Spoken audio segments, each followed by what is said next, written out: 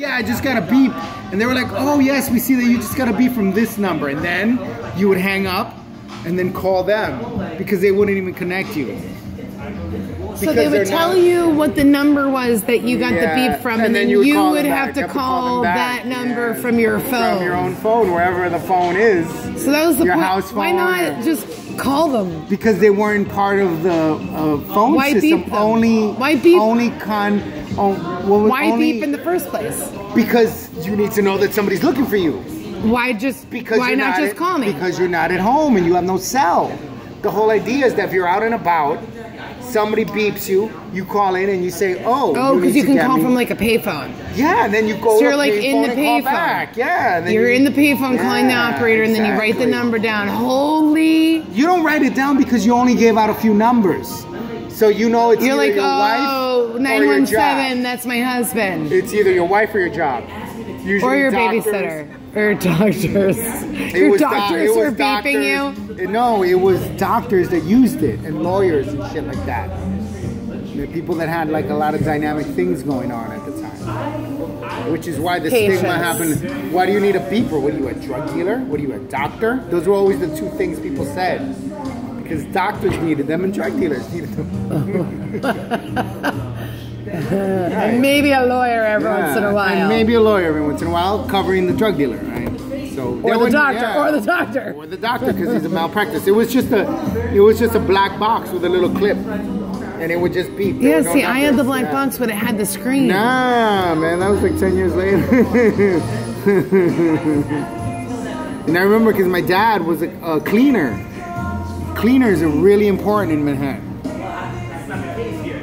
So he was a commercial cleaner.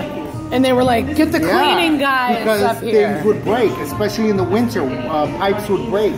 Things break and they flood everything. And who's going to assemble the crew? Jose Ortega.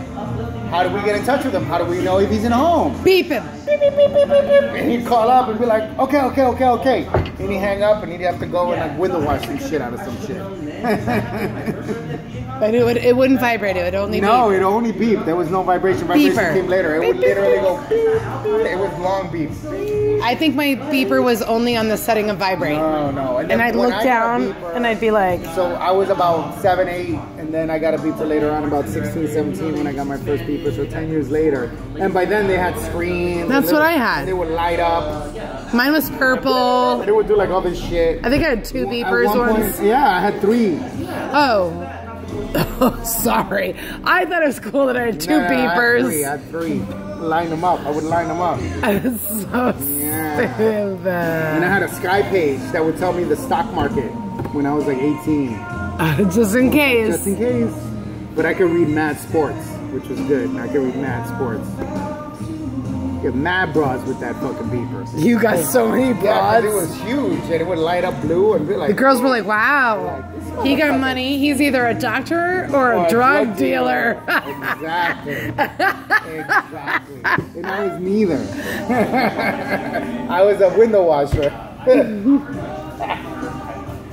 And that's when the beepers became more of like a common man accessory. I climb up a 20-foot ladder, all right? You ever been up 20 feet? They gotta beep you up there, bitch. They gotta beep you up there, all right? You never know. You ever hang out a window before? Never. Never. Exactly.